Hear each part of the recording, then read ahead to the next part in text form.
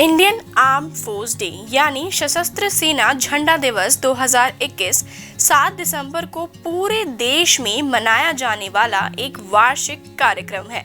इस दिन को मनाने का मुख्य उद्देश्य भारतीय झंडे, बैचों, ध्वज स्टिकर और अन्य वस्तुओं को बेचकर सशस्त्र बलों के कर्मचारियों की बेहतरी और उन्नति के लिए लोगों से धन एकत्र करना है।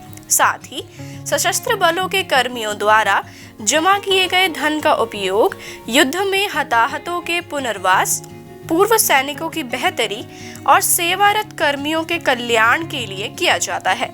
सशस्त्र सेना झंडा दिवस का इतिहास और महत्व भारत के रक्षा मंत्रालय ने 28 अगस्त 1949 को एक समिति का गठन किया।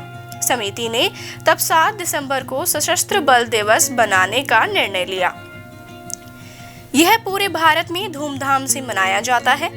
जनता से धन एकत्र किया जाता है और भाईचारे और देशभक्ति की भावना को जगाने के लिए पूरे देश में छोटे झंडे वितरित किए जाते हैं।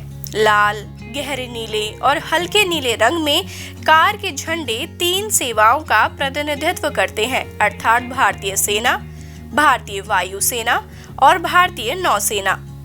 इस दिन का एक बड़ा महत्व है क्योंकि लोग सैन्य कर्मियों के बलिदान को विधिवत स्वीकार करते हैं और कर्तव्य के प्रति उनकी प्रतिबद्धता के प्रति श्रद्धा प्रकट होती है। साथ ही हमारे देश की अखंडता की रक्षा करते हुए युद्ध के मैदान में अपनी जान गंवाने वाले शहीदों को श्रद्धांजलि दी जाती है।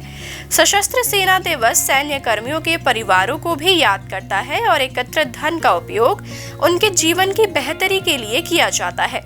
रक्षा मंत्रालय के अनुसार युवा कर्मियों की भर्ती के लिए हर साल लगभग 60,000 रक्षा कर्मियों को सेवानिवृत्त किया जाता है।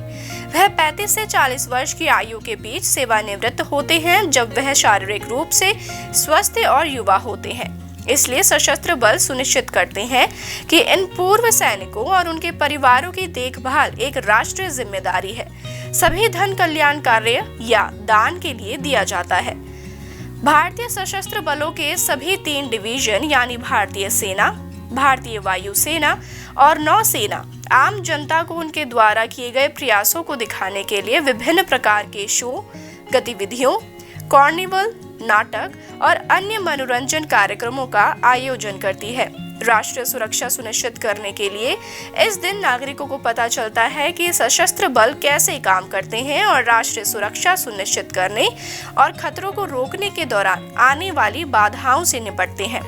झंडा दिवस कोष 1993 में भारत के रक्षा मंत्रालय ने संबंधित कल्याण निधि को एक सशस्त्र सेना झंडा दिवस कोष में समेकित किया।